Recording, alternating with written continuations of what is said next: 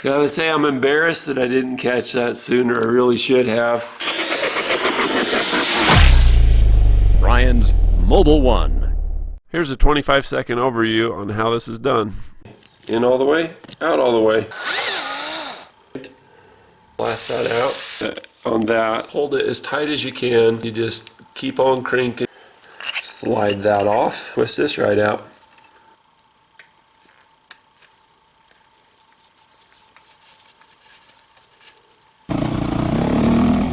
That all looks perfectly easy and great as long as everything goes right, but let me share a few things with you that will help you to operate on the right side of the Dunning-Kruger effect curve. I have a tremendous motorcycle is what you think I'm going to say, but I'm going to say backlog of footage on this thing because whoever owned it before didn't maintain it very well. They left out little things. They just weren't a detail person. You got to be a detail person. This is a high performance race machine. It says so right in the Honda manual. Your CRF is a high performance racing motorcycle that utilizes the latest motocross technology. I've got this set up to where I can cruise with high performance by an experienced rider through the forest. But as I do that, I'm discovering all kinds of things that are missing. First and foremost, I don't have any guards. I really need guards for the stuff I'm doing. Look at all the dirt and crap that's hitting against the case here. The point of this video is one of the bolts was left out on the fork guard. So this cover here was in place, but it was missing a bolt right there. Didn't think a whole lot of it. Brake hose kind of supports the top end of it. It'll be fine. It is not fine, because it is rubbing against here and it's actually wearing down the metal, which you don't have a lot to lose. They're trying to get this as light as possible. This little ring here is actually meant to be rubbed on. I thought that it was a retainer for the dust seal, but it's not. It's just there to have your guard rub on that. So that should have been rotated sooner than it was. They're cheap. There's a link below. So why is there no bolt in there? That's what I wanted to know. And here's your answer. That's in all the way. Now it's out all the way. In all the way, out all the way. They over torqued it and stripped it out. So in order to repair this, you can either figure out a way to get a new one of these or replace the whole fork. There's all this expense kind of stuff you can do. Here's the pin that goes through the whole thing. So you knock the whole pin out, take it out and repair it. And in order to do that, there's a bolt that's underneath and you got to get all the guts and everything else out too at the same time. I like using factory parts, so I'm going to check that first. This says cosmetic damage on it, but I don't know if I'm willing to pay the money to replace that.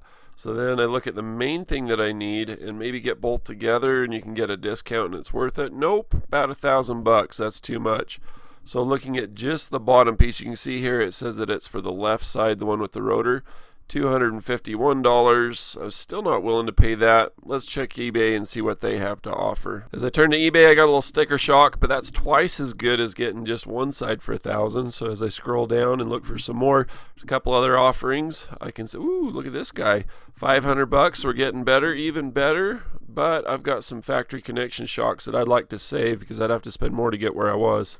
You can do a helicoil. That's what we're going to do. When you do a helicoil, there's a few things that you need to have. Any repair manual, Haynes, Chilton, Hayes, whatever, they always have a section in there about repairing threads. And you got to have taps, which are the get in there and make a hole in threads on the inside part of this combination, or dies. Dies for cutting threads on the outside. We can't really fix the threads with one of these because it's internal. We need to replace them with something like this. So in a kit, usually you have 3 or 4 or 5 different things. You're like, why are you talking about taps and dies? You don't have to have taps and dies to do helicoil. See, this comes with a tap. It comes with coils, and then it comes with an installer. When you install these things, it's for keeps. I'm talking about this because I'm going to be using this from this kit, because you got to have these anyway, but now you have this to be able to run your tap. So this is a specialized tap, specialized size, designed specifically to correspond with this guy. The thread on this and what this is made to repair is an M6x1. That means that it's a hole that's 6 millimeters and it's 1 thread per millimeter. And then it'll give you a drill size that they recommend. And some of these kits will have the drill in it, some of them will have this in it, and you pay way too much for a kit that you'll use just once. When you save a lot of money on something like this, don't be afraid to buy a few tools that'll save you money in the future. Buy a drill bit case. I'll leave a link in the description for this and for this. This is a metric set. There's metric and SAE. You use this to drive this, and you're going to need a drill bit. It tells you that the drill bit's got to be 1/4 inch. So that needs to go in. Anyway, make sure it's 1/4 inch and drill it out. Once you drill it out, it should be slightly smaller than what this is. And then you send this in there, and in a real pinch, and if you got to bottom it out because you got an expensive tube on the inside of it, sometimes I'll use a grinder and I'll get it started this way, and then I'll grind this off. It depends, because how much is the kit cost versus how much does this cost? I'm trying to fix this, right? So if I have to, I'll go ahead and sacrifice the thing. I think I might have to on this. We'll see. See, even the outside of this thing is marked M6x1. If you look on the bottom of your drill bit, it'll say it's hardened steel and it's 1/4 inch. So let's drill a hole in there. Make sure it's really perpendicular. People will go to drill a hole, and it looks like I'm square because I'm only checking on one plane. If I rotate it, see how crooked it is? Super crooked. This is perpendicular. So you got to check it at least on an X and a Y axis if you want to make sure it's straight. So best case scenario, I fix this properly. Worst case scenario, I cause more damage or drill a hole through this part. I can't drill a hole through that part or I'm in trouble. So what I can do is I can take a piece of gaffing tape or masking tape and limit my drill bit, right? So I'm just going to get started first. I just match this over the top. Go the other way. There we go. So I know if I go past, I'm going to line up my eyeball to it. So I want to have a little air gap. I didn't get quite enough.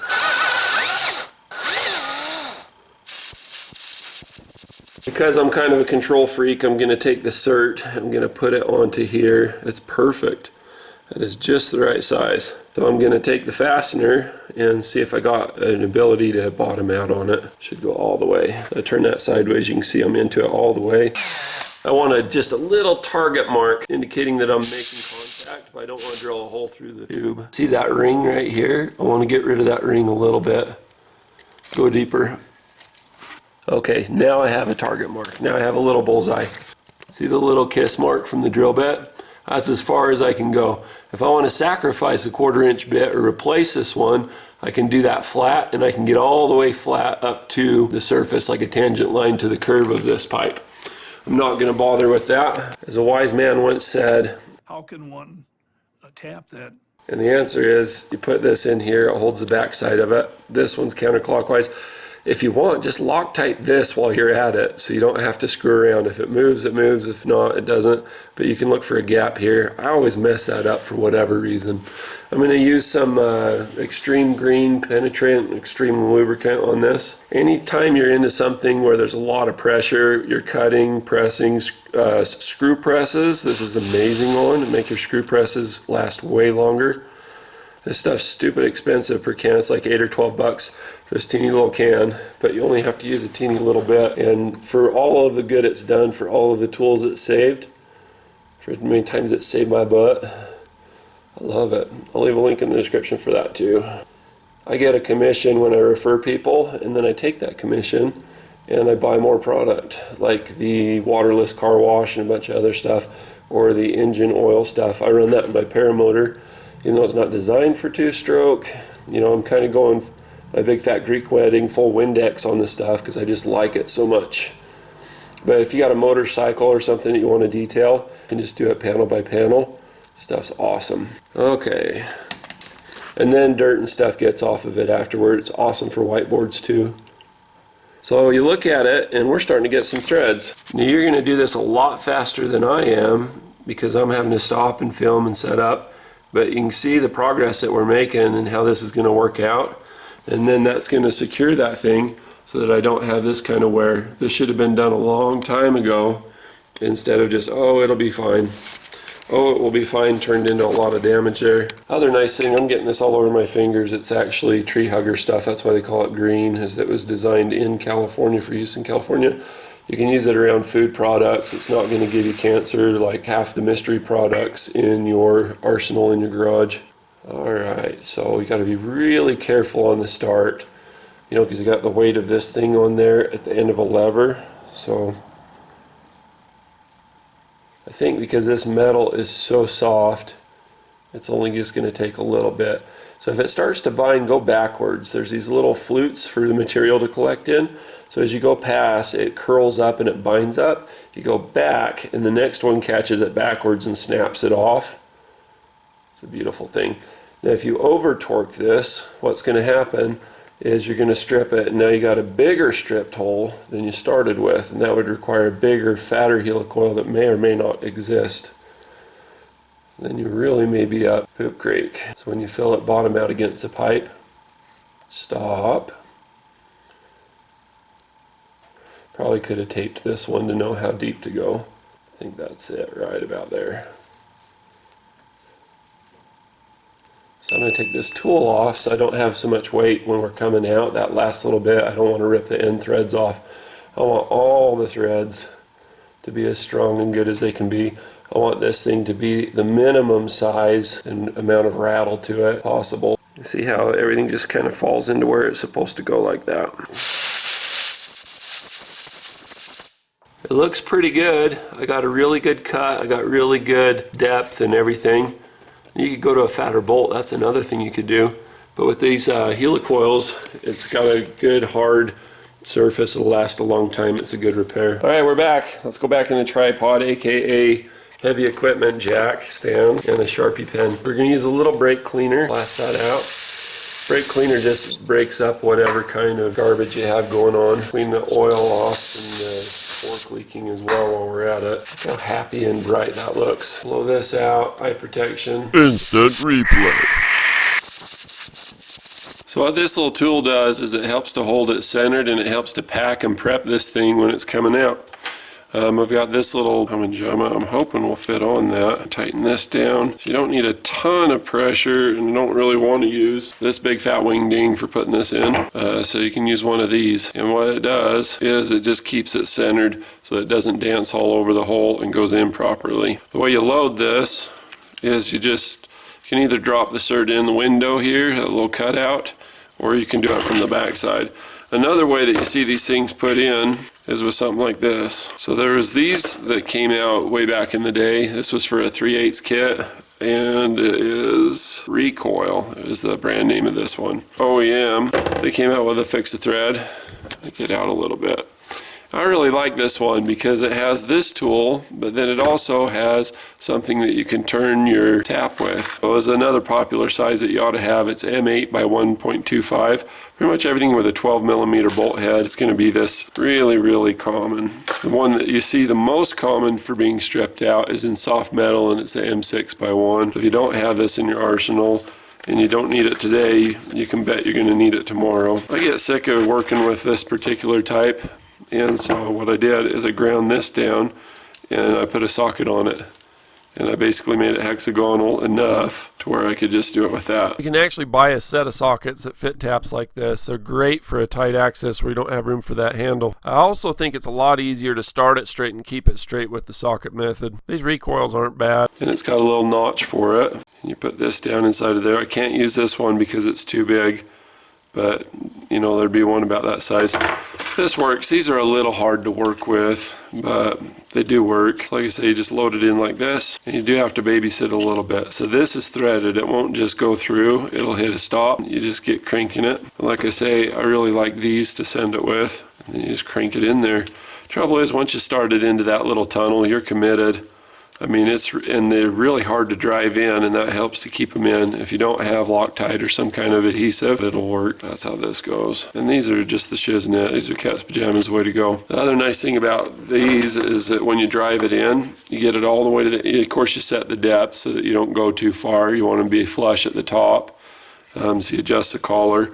Collar can be adjusted. Loosen the collar, set your depth, and that way when you get down to the bottom depth, and you keep turning, but it's not going anywhere, it'll snap that little end piece off, and then you don't have to hit it with a punch and break it off. And you just get it right on the thing and just give a little tap, and they'll snap right off. They're kind of brittle. This is how I was trained to do it, and that's how I do it. I just want a little bit of this liquid weld jelly on just the lip of this. That's all you need. That way, as it's on its way out the door, just want it to hit that. We're gonna send it.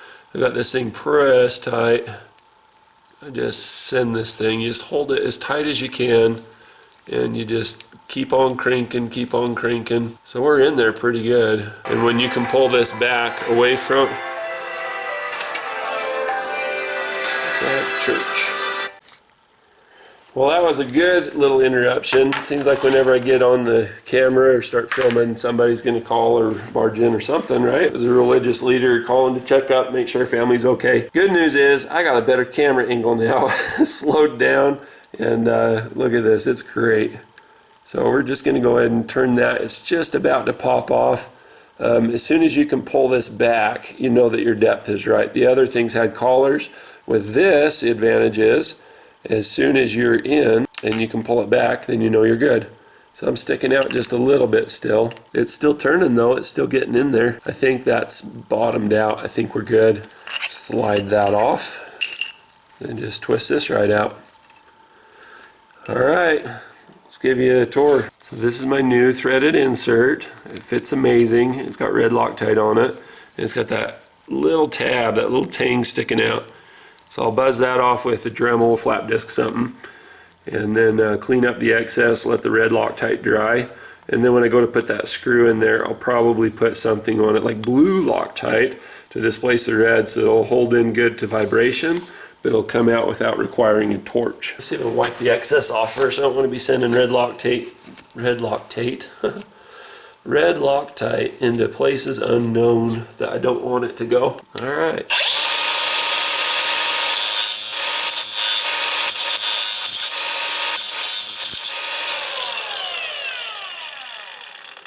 I feel it still sticking up. I need to get my eyeballs in there close. I sound like an old man when I bend over.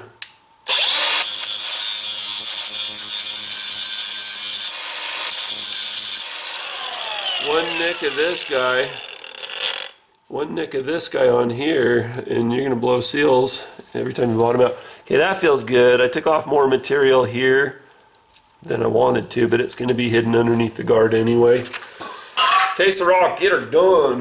That is normally not my attitude, but it is today. Coronavirus. I'm tired. How are you guys holding up? You guys handling this quarantine weirdness, the fear-mongering on the news? I think the news is worse than anything. I can hardly get on Facebook without getting sucked in trying to diagnose and figure this stuff out. Okay, just like we said, just like we practiced. Let me see if it blows out with some compressed air.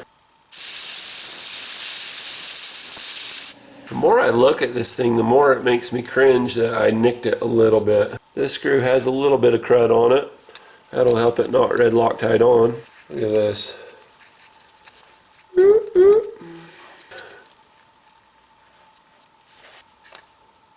What's the new one like? So the new screw that I got out of the box of bolt kit bottoms out pretty good. I like it. It's not perfectly straight, or the nick is making it not look straight. But anyway you look at it, that's going to hold way better, and it's going to prevent this kind of damage going forward. That's a good repair. That red Loctite's had time to dry, so now I'm going to do some blue. This better come off because I want to put new boots on this thing. These boots look terrible. Look how yellow they are. Gross. I've seen grosser things. I've probably eaten grosser things.